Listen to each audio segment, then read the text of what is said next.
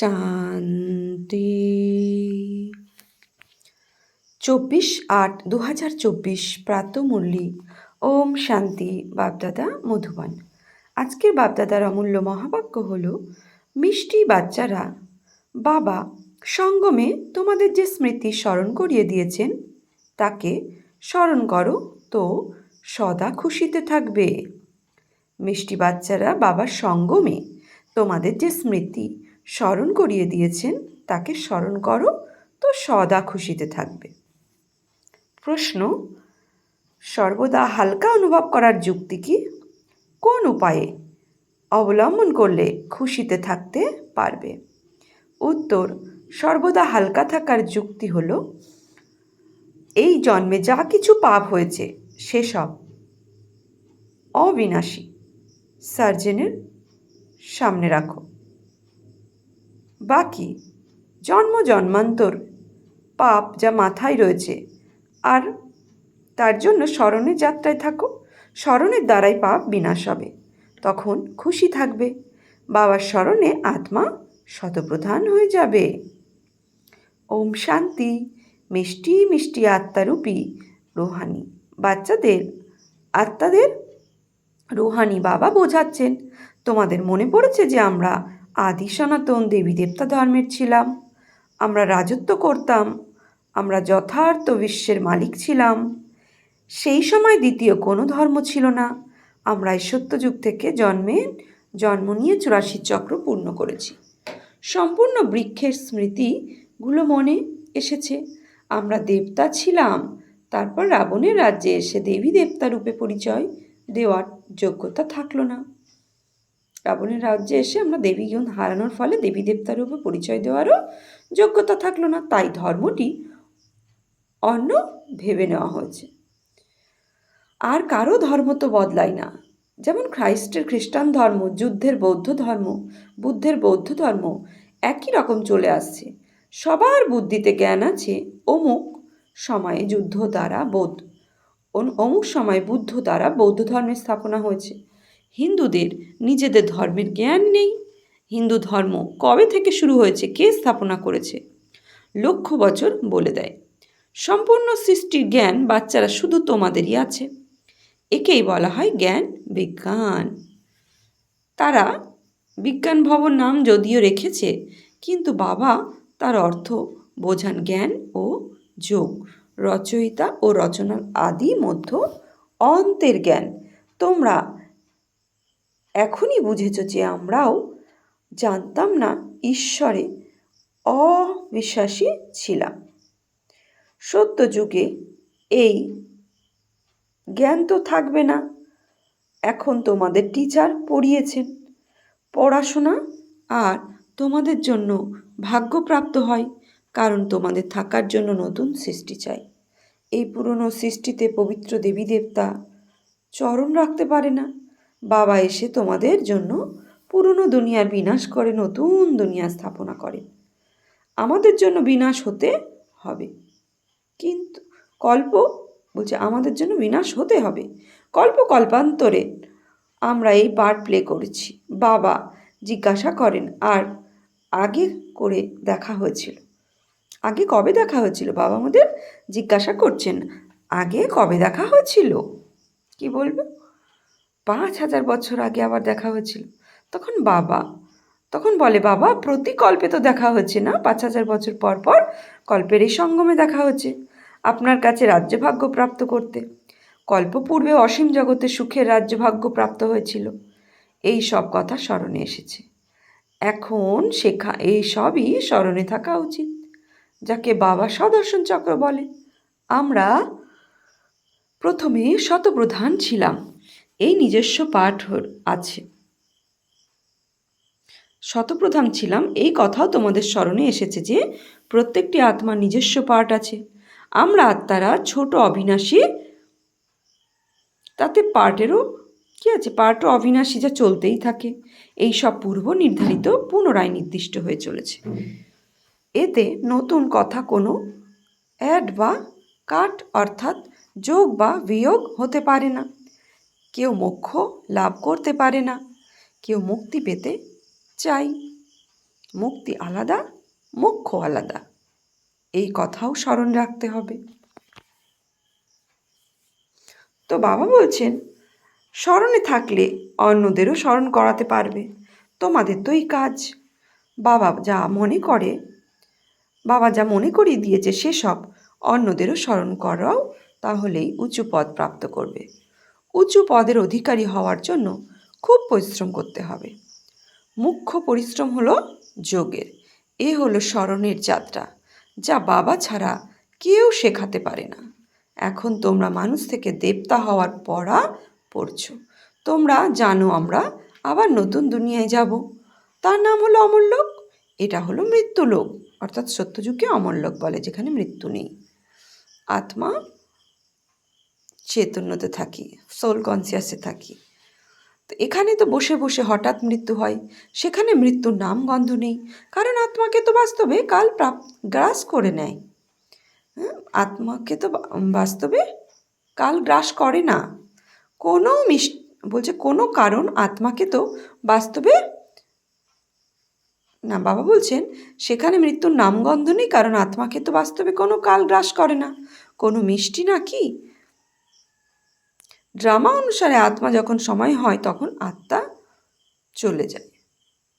যখন কোনো মিষ্টি নাকি যে খেয়ে নেবে, গ্রাস করে নেবে আত্মাকে? না, আত্মাকে কোনো কাল গ্রাস করে না। তাই ড্রামা অনুসারে আত্মা যখন সময় হয় তখন আত্মা চলে যায়। যখন যার যাওয়ার সময় হয় সে চলে যায়। কালকে ধরে রাখতে পারা যায় না। আত্মা এক শরীর ত্যাগ করে অন্য শরীর ধারণ করে। কাল বলে কিছু নেই।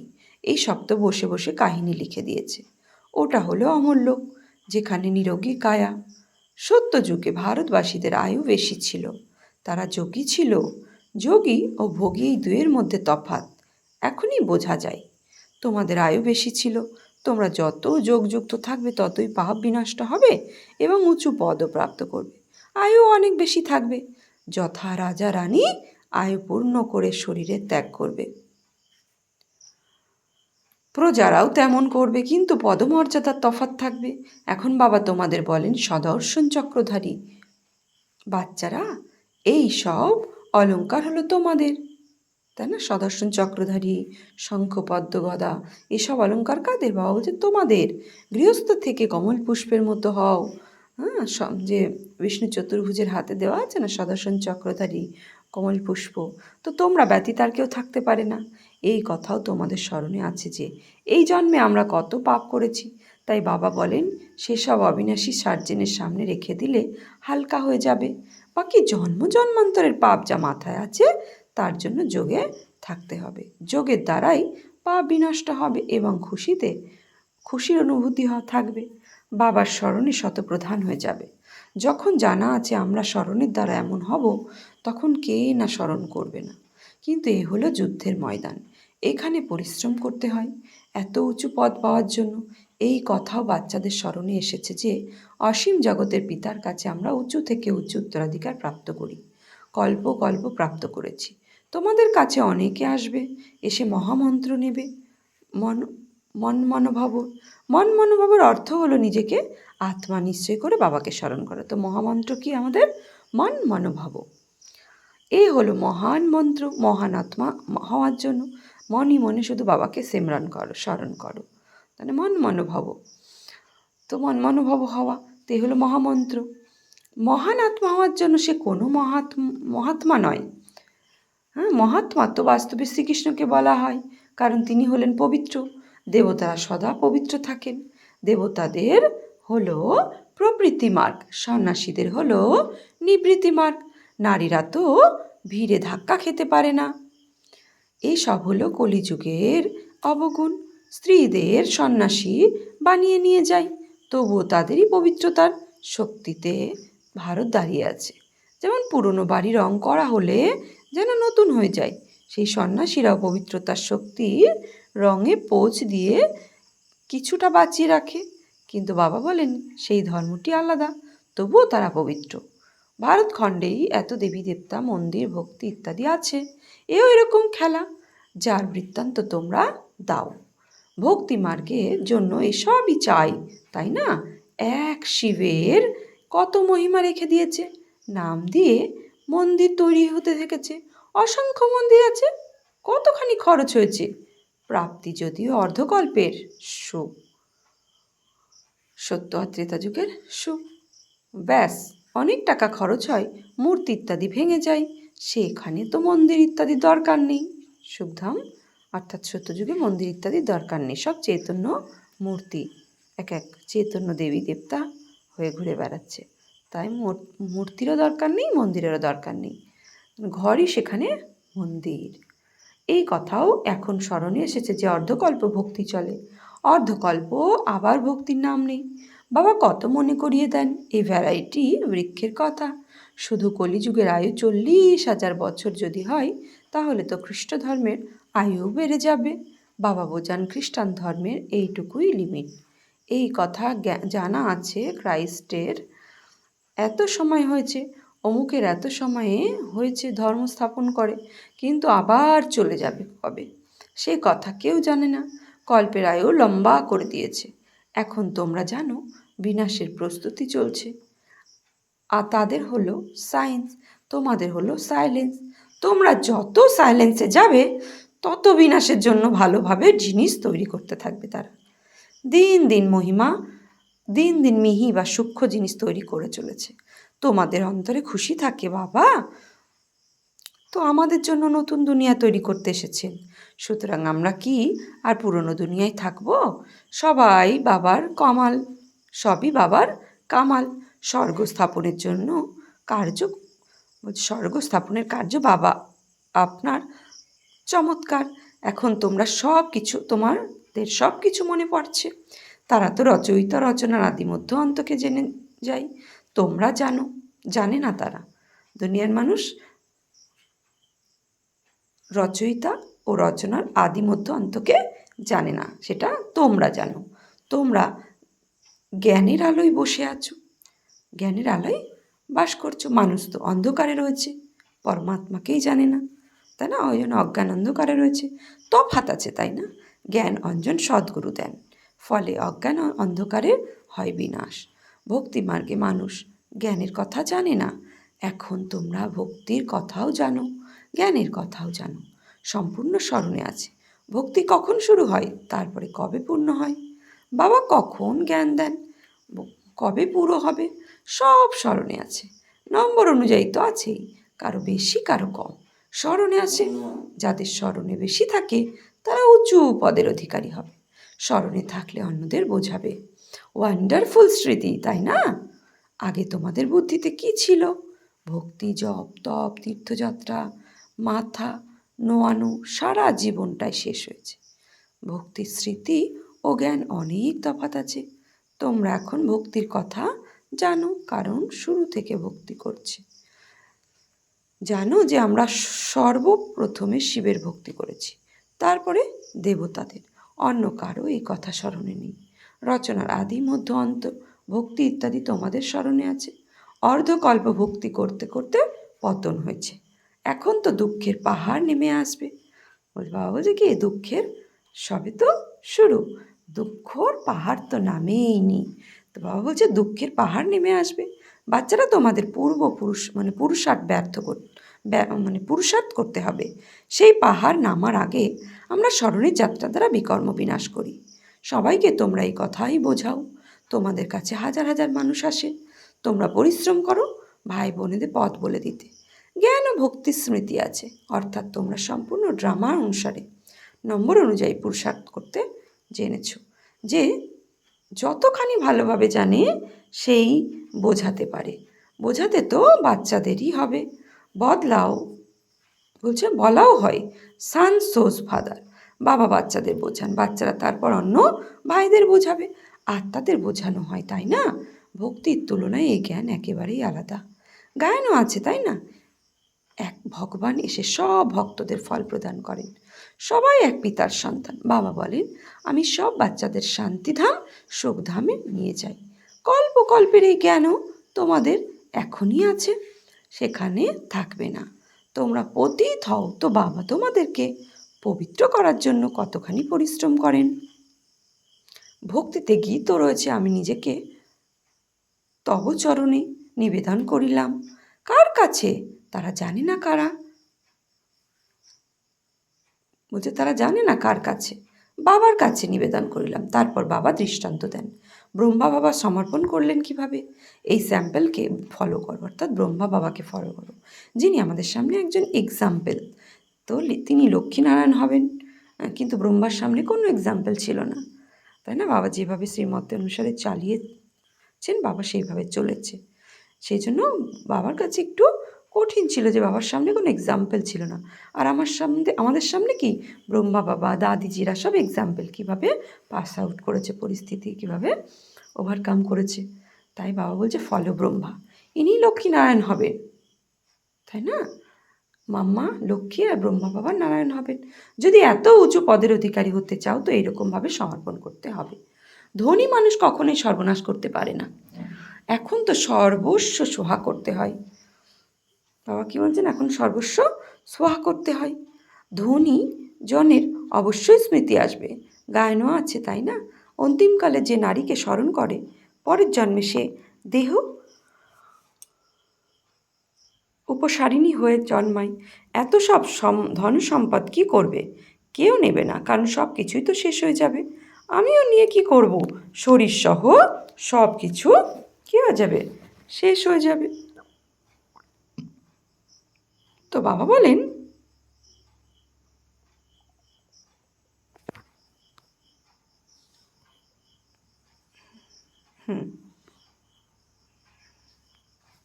সব কিছু সোহা করতে হয়, ধনীজনের অবশ্যই স্মৃতিতে থাকে। তো কারণ সব কিছু তো শেষ হয়ে যাবে, আমিও নিয়ে কি করব? শরীর সহ সব কিছু শেষ হয়ে যাবে। তুমি বললে তোমার কাছে এই, তুমি মরলে তোমার কাছে কি হয়? এই দুনিয়াও মৃত্যু হয়ে যায়, এই ধন ইত্যাদি কিছুই থাকবে না। যদিও গরুর পুরাণে ভয়ানক সব গল্প লিখে দিয়েছে ভয় দেখানোর জন্য। বাবা বলেন এই শাস্ত্র ইত্যাদি হলো ভক্তিমার্গের। বাবা বলছেন এই শাস্ত্র ইত্যাদি হলো ভক্তিমার্গের। অর্ধকল্প ভক্তিমার্গ চলে যখন রাবণের রাজ্য থাকবে। কাউকে জিজ্ঞাসা করো রাবণের দহন কবে থেকে আরম্ভ হয়েছে, বলবে প্রচলিত পরম্পরা অনুসারে। আরে পরম্পরা ধরে তো রাবণ থাকেই না, না জানার কারণে বলে দেয় প্রচলিত পরম্পরা। কেননা সত্য ত্রেতা যুগে রাবণ থাকেই না, রাবণের দুনিয়া তো দাপর থেকে শুরু হয়েছে না। বাচ্চারা তোমাদের এখন স্মরণে আছে রাবণ রাজ্য কবে থেকে শুরু হয়, রচনার রহস্য তোমরা বুঝেছ। এখন বাবা বলেন বাচ্চারা মাম একাম স্মরণ করো, তাহলে পাপ বিনষ্ট হবে। একে অপরকে সতর্ক করতে থাকো। যখন একসঙ্গে ঘোরাফেরা করো তখন নিজেদের মধ্যে এই কথাই বলো, তোমাদের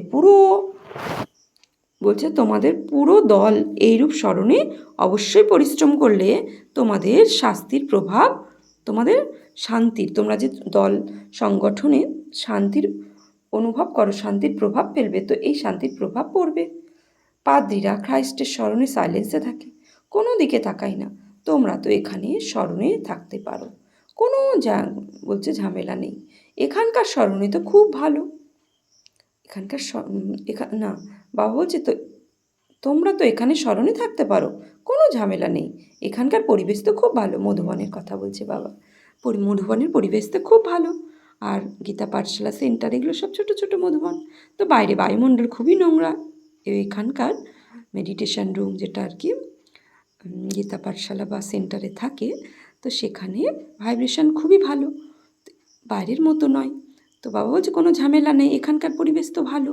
বাইরের বায়ুমণ্ডল খুবই নোংরা, তাই সন্ন্যাসীদের আশ্রম খুব দূরে থাকে। তোমাদের হলো অসীমের সন্ন্যাস। পুরনো দুনিয়ায় এই শেষ হলো, এ হলো কবরস্থান, পরে পারিস্থান হবে, সেখানে হিরে জহরাতের মহল হবে। এই লক্ষ্মীনারায়ণ পরিস্থানের মালিক ছিলেন, তাই না? এখন নেই। বাবা বলেন আমি কল্পের সঙ্গম যুগে আসি, এই সম্পূর্ণ চক্র রিপিট হতেই থাকে। এই সময় তোমাদের সব সোহা স্মরণ আছে। যখন বাবা মনে করিয়ে দিয়েছে, আগে বুদ্ধিতে কিছুই ছিল না, এই স্মৃতির নেশায় যখন থাকবে তখন সেই খুশির অনুভূতিতে অন্যদের বোঝাতেও পারবে। স্মৃতিতে থেকে তোমাদের ঘর সংসার দেখতে হবে।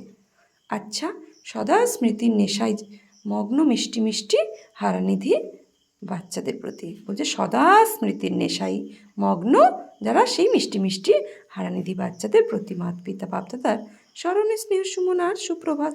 আত্মাদের পিতা তার আত্মারূপী বাচ্চাদের জানাচ্ছে নমস্কার। আমরা আত্মারূপী বাচ্চারা আত্মারূপী বাপদাদাকে জানাচ্ছি নমস্কার। ধারণার জন্য মুখ্য সার, ড্রামার আদি মধ্য অন্তকে ভালোভাবে বুঝে স্মরণে রেখে অন্যদের স্মরণ করাতে হবে। জ্ঞান অঞ্জন দিয়ে অজ্ঞান অন্ধকার দূর করতে হবে। 2 ব্রহ্মা বাবার সমান সমর্পিত হওয়ার পথটি পুরোপুরি ফলো করতে হবে। শরীর সহ সব কিছু শেষ হয়ে যাবে, তাই তার আগে জীবিত অবস্থায় মৃত হতে হবে, যাতে শেষকালে অন্য কিছুই স্মরণে না আসে। বরদান, বিশেষত্বের সংস্কারগুলিকে ন্যাচারাল নেচার বানিয়ে সাধারণত্বকে সমাপ্তকারী মার্জিবা ভাব। বিশেষত্বের সংস্কারগুলিকে ন্যাচারাল নেচার বানিয়ে সাধারণত্বকে সমাপ্তকারী মারে জীবা, অর্থাৎ জীবিত থেকেও মৃত আত্মা ভব। যেটা ন্যাচারাল নেচার হয় সেটা স্বাভাবিকভাবেই কি কাজ করতে থাকে, চিন্তা করতে হয় না, ন্যাচারাল হয়ে যায়, তাই না? বারবার রিপিটেশন হয় মন বুদ্ধিতে, যেটা সেটা ন্যাচারালভাবে আসে, সেটাকে কষ্ট করতে হয় না, বানাতে হয় না বা করতে হয় না, ভিজুয়ালাইজ করতে হয় না, সেটা ন্যাচারালভাবে ভিজুয়ালাইজ হয়ে যায়, চিন্তনে এসে যায়, স্বাভাবিকভাবেই হয়ে যায়। এরকম মর্জি বা জন্মধারী ব্রাহ্মণদের নেচারই হলো বিশেষ আত্মার বিশেষত্ব। এই বিশেষ সংস্কার ন্যাচারাল নেচার হয়ে যাবে, আর প্রত্যেকের হৃদয় থেকে বেরিয়ে আসবে যে এটাই হলো আমার নেচার। সাধারণ থাকা হলো পাস্টের নেচার, এখানকার নয়, কেননা নতুন জন্ম নিয়েছ। নতুন জন্মের নেচার হলো বিশেষ, সাধারণ নয়, রয়্যালিটিতে চলতে হবে। তো স্লোগান রয়্যাল হলো সে যে সদা জ্ঞান রত্ন নিয়ে খেলা করে, পাথর নিয়ে নয়। তো এই দুনিয়ার সব কিছু পাথর বুদ্ধি, তো বাবা বলছে যে জ্ঞান রত্ন নিয়ে খেলা করে সেই হচ্ছে রয়্যাল, পাথর নিয়ে নয়। তো আজকে সমান নেব আমি মার জীবা আত্মা ভাব, অর্থাৎ বেঁচে থেকেও আমি আত্মা, কনসিয়াসে থাকলে মরেই আছি, তো সেটাকে মরজীবা, জীবিত থেকেও মৃত, তো আমি সাধারণত্বকে সমাপ্তকারী মরজীবা ভব। ওম শান্তি।